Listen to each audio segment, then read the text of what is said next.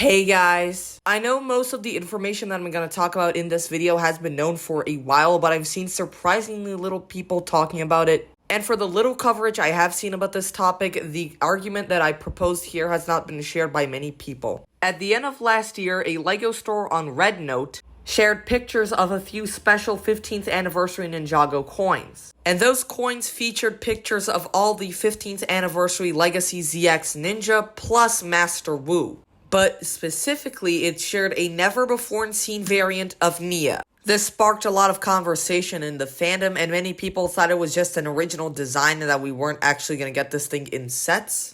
And other people thought we were going to get a full-on Possession Legacy set because that was where it would make sense to have Nya as a ninja instead of Samurai X. Of course, not specifically Possession, it could be Skybound, Hands of Time, anything. And people already started theorizing right off the bat. I mean, City of Styx, Preeminent, stuff like that. I'm not aware of when specifically we got this information, but later on, we got pictures of a board game called the Destiny's Bounty Adventures. That set, or whatever you would call a board game, has 4 minifigures. 3 of them were repeat Legacy ZX Ninja, but one of them was special. You see, in this random board game called the Destiny's Bounty Adventures, yeah, that random board game is where LEGO decided to release Nya ZX. You know what LEGO also decided to release in 2026? Oh, it's beautiful.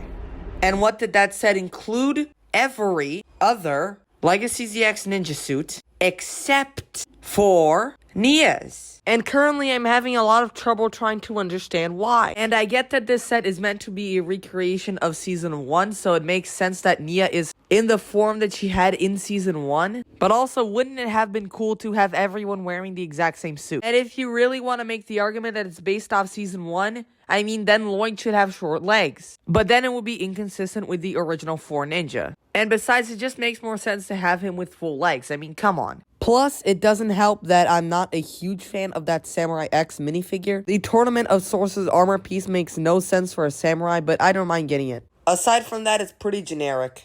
Maybe it should have been exclusive to the board game now that I think about it. But as someone who has no versions of Samurai X and no Tournament of Sources armor pieces, I'm not infinitely bothered by the decision to have Samurai X in this set. Though I would have been happy if that figure had never been created at all. What's even weirder about this whole situation is that the figures included in the board game are Kai, Zane, Cole, and Nya. 3 of the original 4 Ninja except for the blue one, who was replaced by another primarily blue figure. Right there! Coincidence? I think not!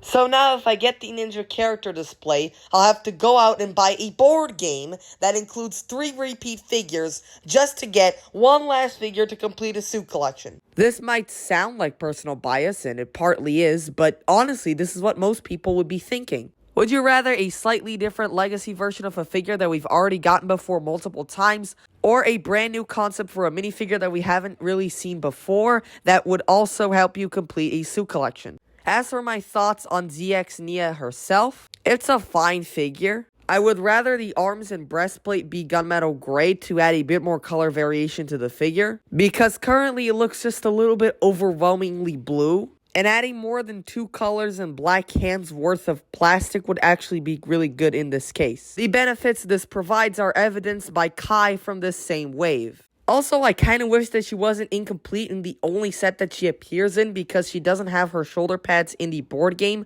for no apparent reason because there's nothing that restricts it. But incomplete figures and sets is a whole nother topic for another time. Bye, guys.